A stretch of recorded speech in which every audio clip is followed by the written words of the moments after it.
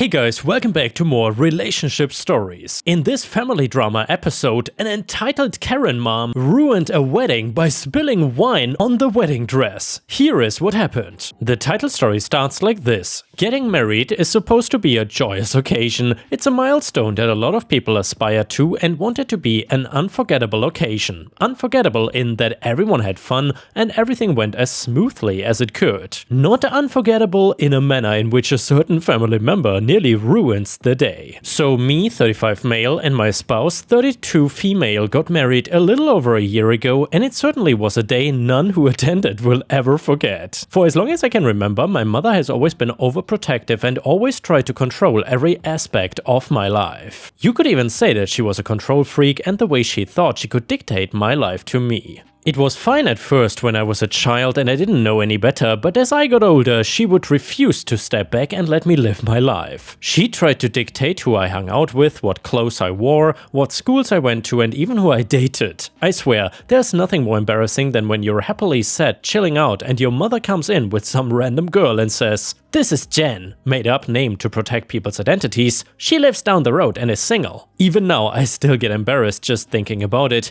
I think it had something to do with how my father left when I was still a baby, and my mother had to raise me on her own. It was understandable, and I think she was worried that I was gonna end up leaving her too, so she did everything she could to keep me close and prevent that me taking away my agency. I tried to be as understanding as I could, but what she did on my wedding day was unforgivable. I met my wife when I was in my early 20s. We used to go to the same comedy club near our university. We hung out a few times at parties, but it was all accidental meetings and the like. It was not until a few years later that we actually started dating, which inevitably led to us getting married. Naturally, my mom didn't approve because my wife was not the one she picked out for me, and she was worried that my wife was gonna stop me from seeing her, which was insane. When our big day came, all our friends and both our families showed up. There was quite a number of guests, so many that we had to rent out the town hall to accommodate everyone, and even then, it was a little cramped. But we got the job done, and it was a magnificent day that we will remember and cherish for the rest of our lives.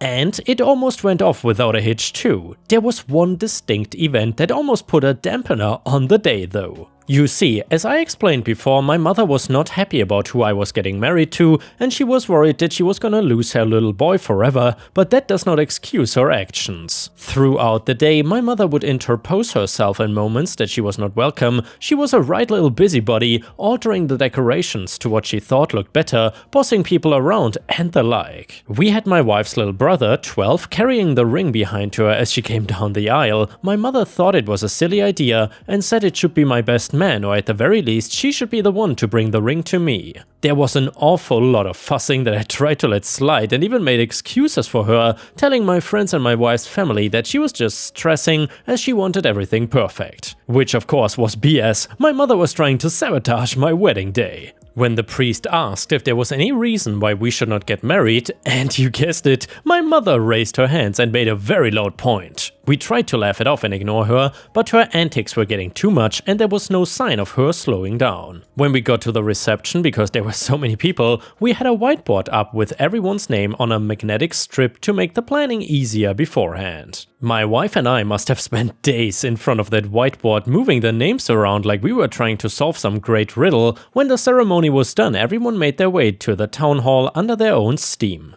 I was the one first to arrive as I wanted to do last-minute checks, and I find my mother messing around with the seating arrangements. "You cannot have this guy next to that girl," she would say to me as I told her to stop meddling. "You will have arguments by the end of the first course if those two get caught in each other's eyeline." It was maddening to say the least, but the worst of all, she was fuming that she was not sat on the main table with me. I tried to explain that the main table is for the bride, groom, bridesmaid and groomsmen. She absolutely flipped her lid because she was on the table next to me with all the other close relatives. Even when it came to the speeches, it was supposed to just be me, the wife, the best man and the head bridesmaid, but no, my mother had to get up on her chair and loudly exclaim that she wanted to say a few words too. I tried to tell her that we are not doing any more speeches, to which she loudly asked me why I was ignoring her and why she didn't get to have a more prominent role during the ceremony. I tried to explain to her that she got just as much as my wife's mother and father, that the day was supposed to be about us and not her. I tried to be as calm as I could about it, but I don't think my mother was listening. I watched her face go from pale white to bright red in slow motion. I could see the evil glint in her eyes as she looked at me. "You don't show me any attention anymore ever since you've gotten together with that floozy." She shouted loud enough for the whole hall to hear, and she tried to throw her wine over my wife's dress. I tried to avoid the inevitable just in time, ruining the tuxedo I had rented, and everything became a blur of angry shouts and grabbing arms. Unfortunately, now both my tuxedo as well as my wife's wedding dress was ruined. For about an hour my mother shouted and fussed, and no one could do anything to calm her down. In the end, we had to call the police and have her dragged away in handcuffs, where she then spent the night in jail for drunken, disorderly behavior. She got a little fine out of it for the cops having to come and cart her away and look after her for 24 hours, but what was worse for her was the aftermath. When she got out of the jail cell and returned home, I went around to speak to her about her behavior. I had hoped that her attitude was purely because she was drunk and emotional, but no, the truth had come out and she was sticking with it. She hated my wife and thought that she was taking her son away from her. I told my mother that I loved my wife and nothing was gonna change in that regard. If she didn't like that, then her worst fears are going to be realized and I would not talk to her ever again. Not because of my wife taking me away, but because my mother refused to see reason and stopped trying to control my life. When I walked out of my mom's house that day, I swore I would not contact her again until she apologized for the way she acted. And by the way, ripe stars, just to quickly interject here, I would not care if this mother apologized to me or not. I would 100% cut her off after that behavior at the wedding. How can you forgive someone like this? It's just impossible. Anyway, over a year later and she still hasn't apologized. I guess what I'm trying to say is that just because you're related doesn't mean you have to put up with other people's BS. Live your life, people. Don't let others try and live it for you. And yeah, ripe stars, let me know what you think about this story in the comments, but honestly, if your mother did something like this at your wedding, would you ever forgive her? I don't think so. I mean, unless she has some proven mental health problems or something, then maybe it's forgivable, but otherwise definitely not. Either way, the next one is an Am I the A-hole story, and it is super interesting, and it's titled Am I the douche for wearing a wedding dress to a wedding? So my friend 20 female and I 19 male have been friends for a few years and she recently got engaged. A week ago I got a DM from her for a small costume party she was hosting as a celebration for her getting engaged.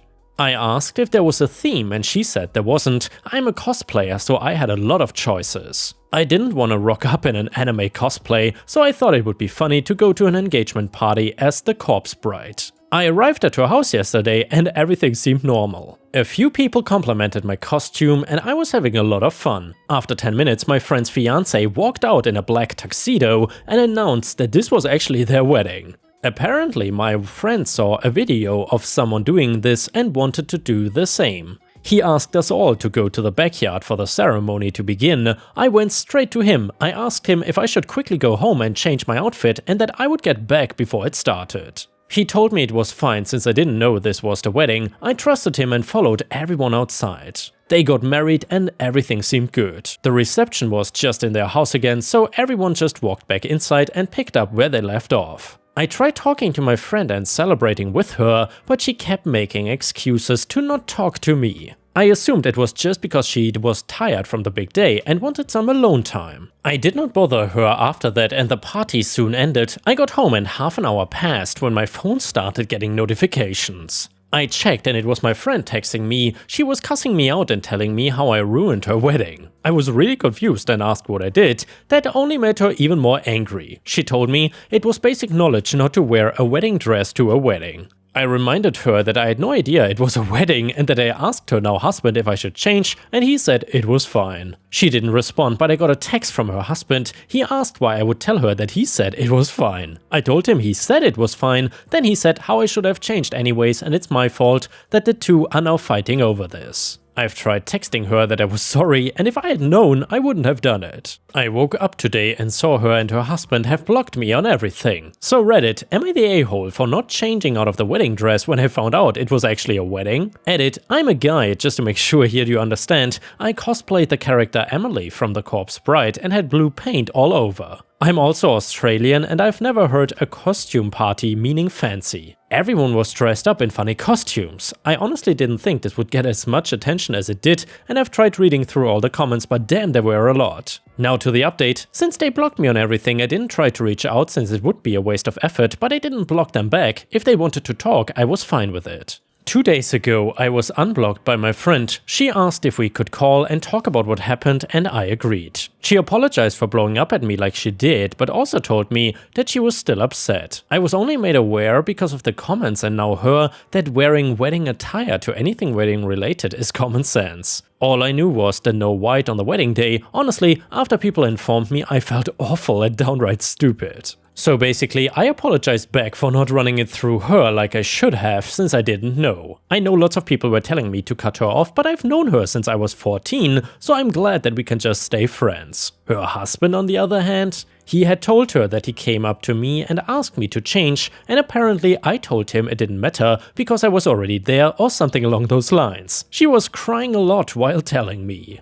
After she blew up at me and I told her the real story, she got pissed at her husband. The husband suggested both of them block me so the fight would stop. She agreed to it but was still upset by it all. Eventually she started asking people who were at the wedding to see what happened. 3 people saw me walk up to him and heard me ask. This is where she learned her husband lied to her. Again, a huge fight between the two, and it turns out he has hated me since I met them 5 years ago. They had already been dating for a year beforehand. I became good friends with her, but not him. He felt as though I was trying to take his girlfriend. I don't know what I did to make him feel this way. She is beautiful, but I would never do that crap to anyone. I don't know why he would wait 5 years, but he decided the day of his wedding was the best time to get rid of me. I'm not really sure what's gonna happen to them in the future, to be honest. She is staying at another friend's house until her and her husband are able to talk about it. I doubt I'll update anymore. An update like, update, they're getting divorced, because that feels insensitive. Again, thanks to everyone for all the advice and point of views, it helped me so much. Have a good day or night.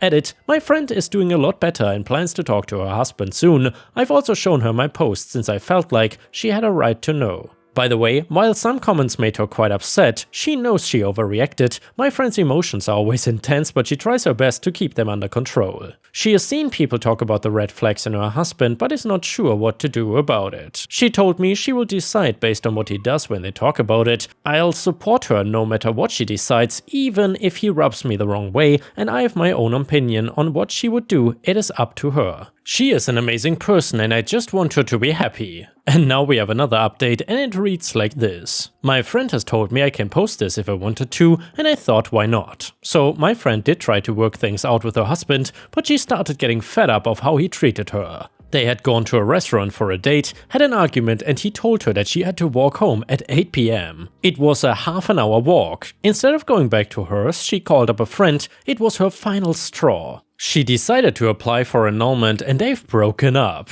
Her ex tried to convince her to think about it more. He is once again blaming me and her friends for putting crazy ideas in her brain. Well, safe to say, we have all blocked him. She's been upset over it all, but she's also excited to experience single life. She's been dating him since they were 14, so she's never had certain experiences before. She told us she wasn't sure if she ever loved him like she thought she did. It's all been quite a lot. I feel like we've become better friends because of all of this. She's been able to go clubbing with us and has gone home with some people. The legal age for drinking here is 18. I feel like she's actually getting to live out her young adult life without feeling tied down. We've been looking out for her since she doesn't know certain things and making sure she's not reckless. If she gets really drunk, we make sure we don't take our eyes off of her. By the way, she looks way more alive figuring out who she really is, and I couldn't be more proud of her. She's also been planning another party as a celebration to her new future. She has asked me to help make her into Emily from The Corpse Bride, so we can both go as it for this party. This time I'll definitely be getting loads of photos. I won't post them though for privacy reasons again. And now let's move on to the next story. It starts like this. My farm property has been in my family for over 200 years and we have always prided ourselves in being family owned and family run. I won't bore you with a family history lesson, but I do just want to give a breakdown of who exactly lives on the farm right now. I live here with my wife and 2 kids. My uncle, aunt and 3 cousins also live here on the farm. 2 of the cousins are married and one of those has a single child. This is just to show that it is a large farm and basically the only thing that my family has. Some members decided to leave for health or other personal reasons. My parents live nearby, but due to medical issues both currently live in a care facility. The last important family thing to note is that my grandpa died 10 years ago, and before that his name was on all the documentation and such. And well, the local HOA has never been happy that we don't want to join them, and luckily we cannot be forced to. My family has been here before the HOA, so they are not allowed to make it mandatory for us no matter what they wish. The entire family agrees that they are trash people and not being associated with the HOA is for the best. But then one day they show up with a bunch of cops and claim that we are trespassing on their land and want us evicted. Not a single one of us knows what's going on, and a huge verbal argument breaks out between everyone, with me talking directly to the HOA leader as my uncle tries to get anything out of the police. Me? Trespassing? We own this land. And we have owned it before you were ever here, so how are we on your land exactly? HOA leader: I have paperwork signed by Grandpa that he sold us the farm. Me: we both know that's a load of crap. He hated the HOA more than any of us and wouldn't have sold the farm to you. HOA leader: well, we obviously cannot ask him, and I have the paperwork, so you don't have much to say about this. Me: even if we have to leave today, I promise that this is not over. And you won't like how it ends because we know the truth about all of this. We all knew for a fact that Grandpa would not have sold off the farm to the HOA in the first place, even less he would have done it and not told any of us before he died. The paperwork is also super suspicious just at a glance because it claims the sale was 2 days before he died, but for the last week of his life, he was stuck in the house with one of us at his bedside the entire time. Even the police that knew my grandpa didn't want to believe the HOA, but they did not have much of a choice. They had to legally follow protocol, and because of the paperwork we were told to pack some stuff up quickly and then leave our farm. We had no idea where we were going to go because the farm was everything we had. We were lucky enough to have enough friends in the area that were willing to house a couple of us each. During the period of trying to get settled and figure out what to do, we found out what the HOA had planned for our family farm. To change up where the property is, do the construction and everything, you need permits, of course. Where we live, those records once the permit is granted are public, so we had been keeping an eye out. They wanted to first of all change the land from farm to residential, as well as bulldoze and dig up the entire land. The homes, the barns, the silos, the farmland, just everything. Instead of a farm, they were going to build more houses that would be mandatory HOA residences. They were doing the scummiest thing they could, and it was just fueling us to want to stop them. We were on a time crunch because we didn't want anything getting torn down. So we were lucky enough that a law was in place to help stop everything in the meantime. If the land had a legal dispute going on, then it could not be touched until that was resolved. We would have liked more time to plan and get things together, but we got the lawsuit filed and now had the biggest hurdle of all. If we could not prove that the paperwork was forged, nothing else in the lawsuit was gonna matter. Since forgery was an actual crime, we had to do more than a lawsuit and move to have actual charges pressed against them for it. They now had the same amount of time as we did to prepare for this lawsuit, which just made things more intense on our end. We had 2 things to try and prove a forgery, and if either could hold up in court, then we were golden. The first being some old papers with Grandpa's signature on them. Our lawyer warned us that they would try and say, since he was dying at the time, that was the reason it didn't look like his handwriting. The other thing was testimony from doctors and close friends that came to see him at the house. We got letters from them stating that Grandpa did not like the HOA and also that a family member was always with him and would be aware of the deal. The issue with that being the HOA claiming we knew about the deal and were pretending it didn't happen. Alone, nothing we had was strong enough, but together we had a case that raised a few eyebrows. Why the fact it would take them 10 years before coming to claim the property if they were given it a decade ago? Why would he have sold the farm and yet no exchange of funds could be found anywhere? Also the coincidence that he did this on his deathbed where doctors confirmed he could barely hold a conversation, let alone sign a contract. It was all too much against them and they were found guilty. The HOA leader was guilty of forgery, trespassing, theft and destruction of property. He had ruined some farmland before they were told they had to stop, and we were also granted $280,000 because of the destruction and strain it put on the family. He was sent to jail for only a few years, but it sent a big shockwave through the area. The rest of the HOA was scared and the community was mad at them. A lot of families here had history too and knew my family personally. They did not like that we almost lost the farm and blamed the HOA as a whole.